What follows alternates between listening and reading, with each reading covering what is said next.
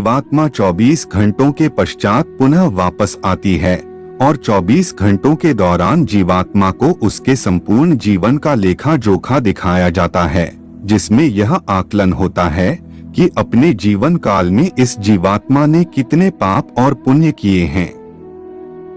इसके पश्चात आत्मा को फिर उसी घर में लाया जाता है जहां उसने अपने शरीर का त्याग किया था और 13 दिन तक वह जीवात्मा वही अपने परिवार के बीच रहती है। मोह व वासना से भरी वह जीवात्मा बार बार अपनी देह में प्रवेश करने का प्रयास करती है, किंतु यमदूतों के पाश द्वारा बंद जाने से वह कुछ भी करने में असमर्थ हो जाती है। वह अपने परिवार, रिश्तेदार व मित्रों को उसकी मृत्यु का शोक मनाते देखती है। वह उन्हें चुप कराने का प्रयास भी करती है, परंतु उसकी उपस्थिति का ज्ञान किसी को नहीं होता। फिर वह अपने सामने स्वयं के मृत शरीर को देखती है और भूख प्यास से जोर जोर से विलाप करते हुए रोने लगती है।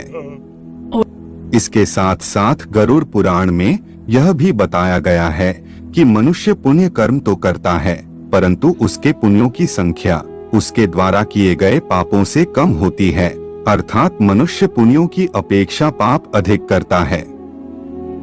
इसके समाधान स्वरूप मृत्यु के पश्चात पिंड दान करना आवश्यक बताया गया है। 10 दिनों तक जीवात्मा के उद्देश्य से पुत्रगण पिंडदान देते हैं। अगर मृतक का पिंडदान नहीं किया गया तो जीवात्मा अनंत काल तक भटकती रहती है और हजारों सालों तक पीड़ा व कष्ट भोगने के बाद अगला जन्म लेती है। प्रतिदिन दिए जाने वाले पिंड के 4 भाग हो जाते हैं। उसके 2 भाग से मृतक का शरीर बनता है, तीसरा भाग यमदूत ले लेते हैं और चौथा भाग मृतक को खाने के लिए मिलता है।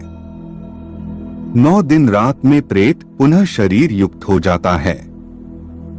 शरीर बन जाने पर 10वें पिंड से प्राणी को अत्यधिक भूख लगने के कारण आहार रूप में प्राप्त होता है। गरुड़ पुराण के अनुसार 10 दिन तक दिए जाने वाले पिंडदान में विधि, मंत्र, स्वधा, आवाहन और आशीर्वाद का प्रयोग नहीं होता, केवल नाम तथा गोत्र से पिंडदान दिया जाता है। मृतक का दाह संस्कार हो जाने के पश्चात पुनः शरीर उत्पन्न होता है। मृत व्यक्ति के जल जाने पर पिंडदान द्वारा उसे 1 हाथ लंबा शरीर प्राप्त होता है, जिसके द्वारा वह प्राणी यमलोक के मार्ग में अपने शुभ अशुभ कर्मों को भोगता है। पहले दिन जो पिंडदान दिया जाता है उससे मूर्धा, दूसरे दिन के पिंडदान से ग्रीवा और दोनों स्कंध बनते हैं, तीसरे दिन के पिंडदान से हृदय व चौथे दिन के पिंडदान से पृष्ठभाग उत्पन्न होता है।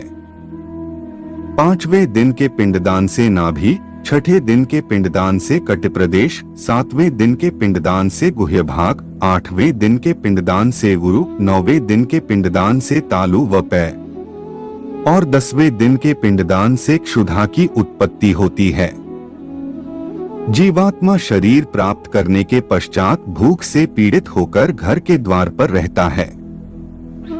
10वें दिन जो पिंडदान होता है उसमें मृतक का प्रिय भोजन बनाकर देना चाहिए, क्योंकि शरीर निर्माण हो जाने पर मृतक को अत्यधिक भूख लगती है। प्रिय भोज्य पदार्थ के अतिरिक्त अन्य किसी भोजन का पिंड दान देने से उसकी भूख दूर नहीं होती। 11वें और 12वें दिन प्रेत भोजन करता है। मरे हुए स्त्री पुरुष दोनों के लिए प्रेत शब्द का उच्चारण करना चाहिए। उन दिनों दीप, अन्न, जल, वस्त्र जो कुछ भी दिया जाता है उसको प्रेत शब्द के द्वारा देना चाहिए, क्योंकि वह मृतक के लिए आनंददायक होता है।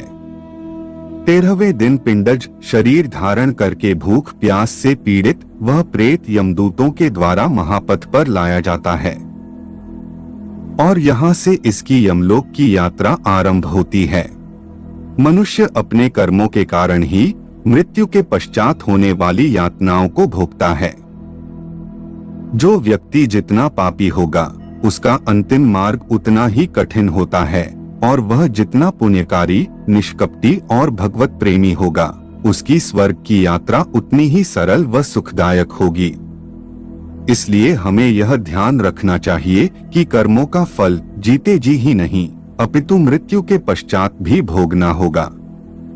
गरुड़ पुराण का यह भाग हम यहीं पर समाप्त करते हैं।